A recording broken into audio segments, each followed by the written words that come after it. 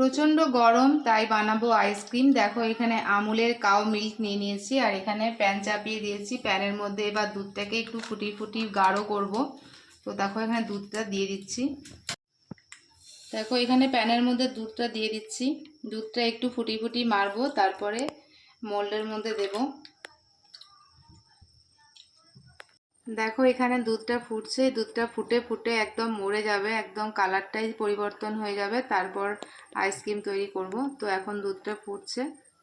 দেখো এখানে চিনি নিয়ে নিয়েছি আন্দাজ মতো, আর এখানে খানিকটা পিনাট গুঁড়ো করে তার সাথে চিনি আর দুধ দিয়ে ফুটিয়ে এটা একটা চাঁচির মতো তৈরি করেছিলাম।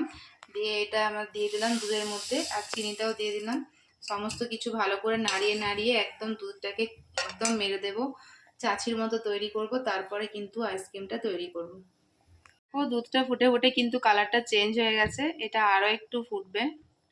দেখো দুধটা ফুটে কিন্তু একদম মানে গাঢ় হয়ে গেছে, একদম অর্ধেক হয়ে গেছে। আর এখানে দেখো উপরে বাদামের যে টুকরোগুলো সেগুলো ভাসছে, আর এর মধ্যে দেখো দিয়ে দিচ্ছি এলাচ। এরপর গ্যাসটা বন্ধ করে দুধটাকে ঠান্ডা হতে দেব।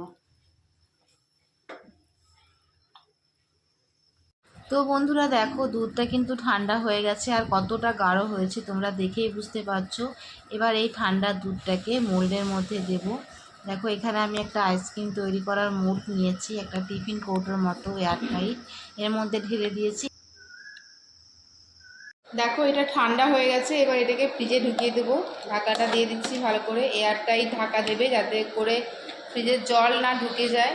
তো একদম দেখো বন্ধ করে দিলাম। এরপরে এবার ডিপ ফ্রিজের মধ্যে ঢুকিয়ে দেবো। এই যে ডিপ ফ্রিজে রেখে দিলাম, মিনিমাম 8 ঘন্টার পর আবার বের করব।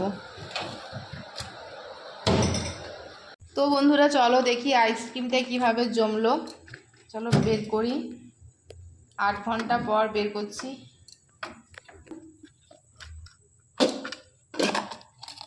এই দেখো একদম পুরো জমে গেছে, একদম পুরো একদম দেখো শক্ত হয়ে গেছে, এই যে জমে গেছে। দেখো পুরো একদম জমে গেছে। এটা দারুণ খেতে হবে, অনেকটা পুরো দুধ দিয়ে করা হয়েছে, পুরো একদম মালাইয়ের মতো।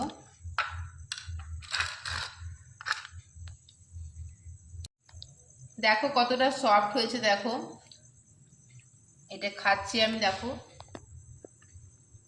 দারুণ হয়েছে।